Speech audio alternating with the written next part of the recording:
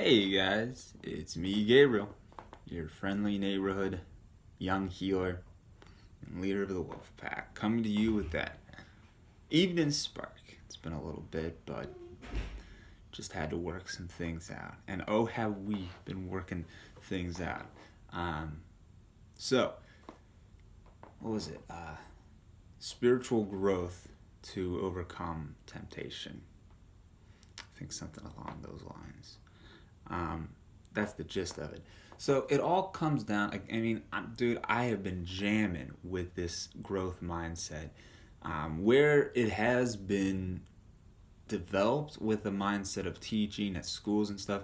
You know, what greater teacher do we have than the Holy Spirit? So framing it in that mindset, I think, really has an awesome outlook for how we can apply it in our lives, the world thus being our schoolhouse, and our brother being our assignment, so to speak, for how we can relate the messages and truths the Holy Spirit gives unto us, unto each other. That's the really cool part, man.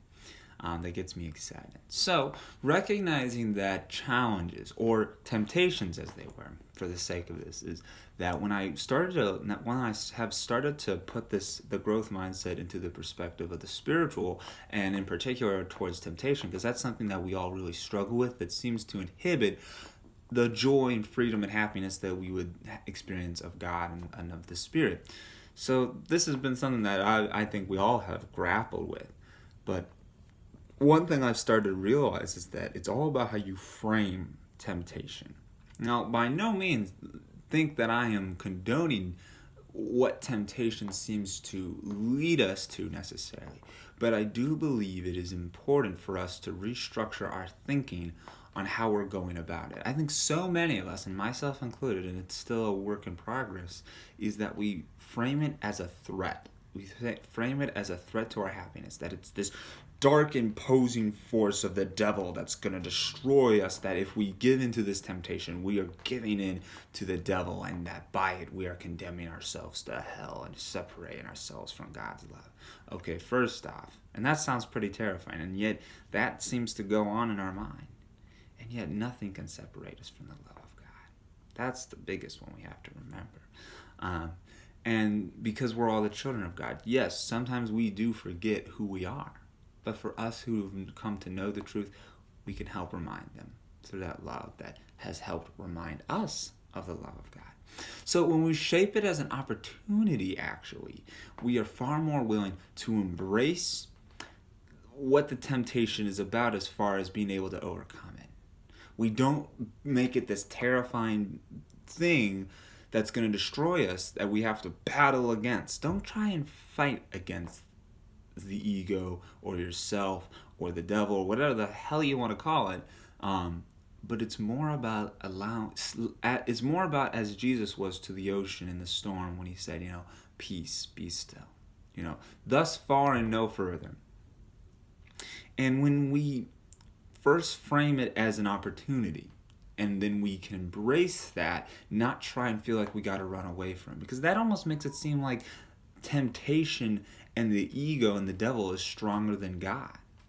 We should regard this temptation in such a manner that, like, what is this? It's like, do you feel like there's like this great resistance against your boot upon that of an ant or something that's really small? No. And, that us being so terrified of temptation is like, the universe cowering from the cry of a mouse.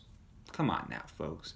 Now, again, this isn't to say that we look for temptation or that we just brush it off and say, it's no big deal. Don't be careless around temptation. But it's more about us recognizing and not allowing it's taking away the power of what the temptation seems to have. And you look at it in a far more impartial light, and you're just like, okay, this is the situation. This is an opportunity for me to grow. and experience the love of God. So it's like, okay, hey, here's the situation. I have this opportunity to be able to experience God's love through this situation, to overcome it. And by that, what we do then is we bring it to the Holy Spirit in the light that it is an opportunity. And you can then say to the Holy Spirit, what is the meaning of what I behold, in a very calm manner, because you recognize that it's not this threat to your happiness, but that it's this opportunity for you to overcome, to best be able to experience the joy of God that's with you right now, and that it's just waiting to be let out, the floodgates of joy and love and hope to be open for yourself and for others. Because as you apply this within yourself, then you'll be able to see it with everybody else. And it doesn't make things as scary anymore. And because you also recognize that you are not this born sinner that is incapable of change, you recognize that you have the ability to change, that you're not born more apt to sexual temptation, physical temptation, any sort of bodily temptation, that you recognize that you are more than what this world would proclaim you as. And as such, you own that, and from that, you recognize that this isn't just who you are, this person who keeps succumbing to temptation. It makes you far more empowered to rise higher, not through some sort of humanistic willpower, but through the empowering mindfulness of what the Spirit gives unto you. And it's not so much about feeling like you gotta overcome this temptation, this outcome, and then you will be happy.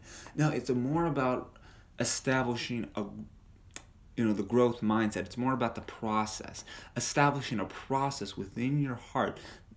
And from that will carry you on and forward into that life that you're wanting. And that's the cool part, because with temptation, it seems like your happiness is always away from you. It's this outcome that you're seeking. That if only you could have that, or if only there weren't these things in your life, then you'd be happy. And then you wouldn't have that temptation. But the thing is, you almost have to just seclude yourself into a cave, and just running from every little thing in this world. No, man. You can look at any of this stuff in this world. You can be in a bar and not lose your mind if you had like a temptation for drinking. You don't have to not look at any woman if you had like a temptation of the flesh. Like, it's more about changing your perception on who that person is, on who you are, more importantly, because as you change who you view yourself as, from that, so will you then change how you view your world, the world perception, and then as it starts to narrow down, your brother as well. And the day to day, you shift how you feel, what your perception of the world is, either from an ego-based perception or a spirit-based perception. And the spirit-based perception is that of love, of peace, of joy, of forgiveness, of hope, and these things that really are not so difficult to do when you recognize that you have them within you, and you always have. That's the beautiful thing. You've got this infinite reservoir of love that can be shown to each person, and that's really cool, man. When you think about it, it's comforting, if you ask me. And it gives us that hope. It gives me that hope to recognize that I am not stuck in this state, that that's not who I am. That even if, my parents or my past, however it may have been, that does not have to dictate how I am or how you are, how any of us are. That you have the power within you from God, because to change your life for the better, because love comes from God. Even if you entertain angels unaware, you can still experience that love of God. Now, it helps having that compass and having a sure direction of where you're going, to be sure. But it's not necessarily a requisite entirely, because God's going to give rain to the good and the bad. He's going to give, happiness still to people, because it's not with grace. It's not a matter of the fact that we don't deserve it, but it's that we don't need to do anything to have to deserve it, because God has already established our worth. So what more need we try and do?